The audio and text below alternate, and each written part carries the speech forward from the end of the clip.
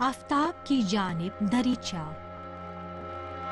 سلام علی آل طه و یاسین، سلام علی آل خیر النبیین، سلام علی روضة هل فیها امام یباهی به الملک و الدین.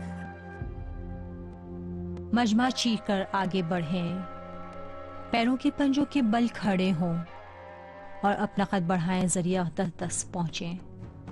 زائرین کا اندرونی جوش و جذبہ انہیں ایسا کرنے پر مجبور کرتا ہے، اور جب ہاتھ ذریعے مبارک تک پہنچ جاتے ہیں تو آپ امام عالی مقام کی رحمت بے کران کے آغوش میں ہوتے ہیں.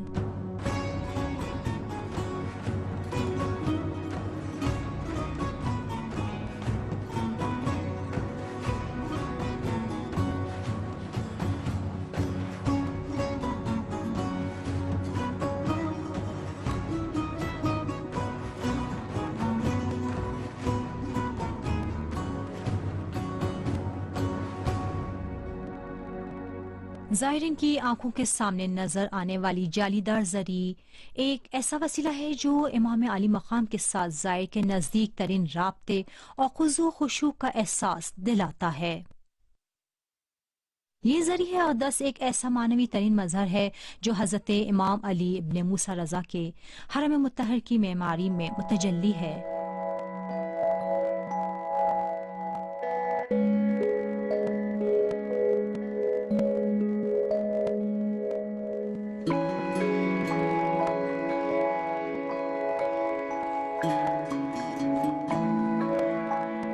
حرم مطہر کی پہلی زری سونے چاندی سے مزین لکڑی کی بنی ہوئی تھی، جو 957 ہجری قمری میں صفویہ دور میں اور شاہ طہماسب صفوی کے زمانے میں امام کی مرقد مطہر پر نصب کی گئی تھی.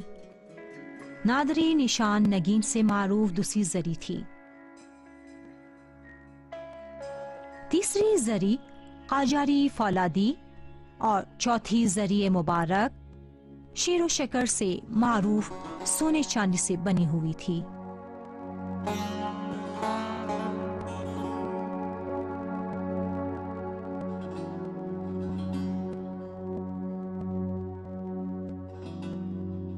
چالیس برسوں تک نصب رہی، جو رفتہ رفتہ اپنا استحکام کم کرتی جا رہی تھی اور سونے چاندی کے نقش و نگار بھی مٹنے لگے تھے. اور اس وقت یہ پانچویں ذریعہ اقدس ہے جو ذریعہ سیمین و زرین سے معروف ہے.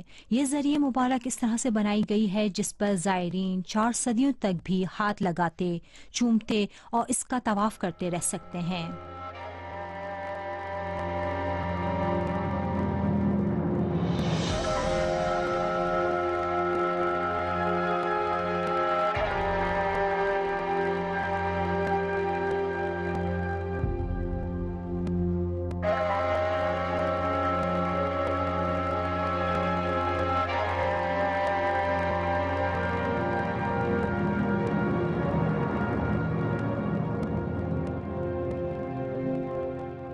یہ زری 1379 ہجری شمسی میں استاد فرشیان کی ڈیزائننگ، استاد موحد کی خطاطی اور خدا داد زادہ اصفہانی کے ذریعے منصوبے پر عمل درآمد کے ساتھ بنائی گئی. ذریعہ مبارک کے چاروں طرف 14 معصومین کی یاد علامت کے طور پر 14 دہانے بنائے گئے ہیں، اور ذریعہ مطہر کے اطراف میں خط ثلث میں سورہ مبارک یاسین اور سورہ مبارک کے حل عطا تحریر کی گئی ہے.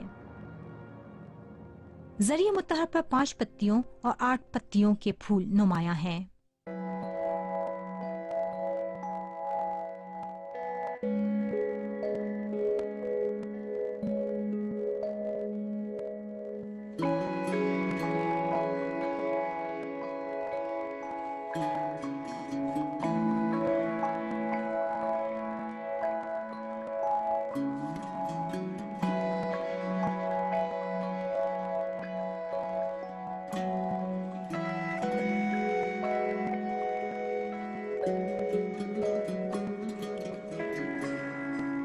حضرت امام رضا کی ولایت عہد کے ایام میں جب دعبل ابن علی خزائی بغداد سے مرو آئے تاکہ اپنے امام کے ساتھ رہیں، تو امام کی خدمت میں عرض کیا کہ میں نے ایک قصیدہ کہا ہے اور قسم کھائی کہ آپ سے پہلے کسی کو نہیں سناؤں گا.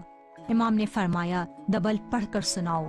دبل نے اپنا قصیدہ پڑھ کر سنایا. مدارس آیات خلط من طلاب و منزل واہی مغفر القرصات.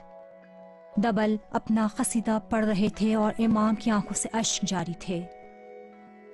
جب قصیدہ پورا ہو گیا تو امام نے کچھ لمحے سکوت کیا اور پھر فرمایا کہ دبل کیا تمہارے اشعار میں 2 بیت کا اضافہ کر دوں؟ دبل نے جواب دیا جی یا اپنے رسول اللہ. اور پھر امام علی مقام نے فرمایا وقبر بطوس یا لہا من مصیبہ تو قد فی الاحشاء.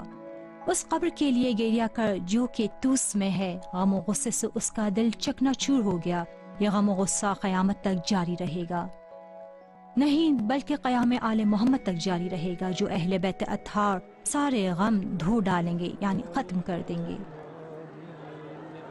عربی کے یہ اشعار آج بھی ذریعہ اقدس میں حضرت امام علی رضا کی مرقد مطہر پر لگے پتھر پر تحریر ہیں.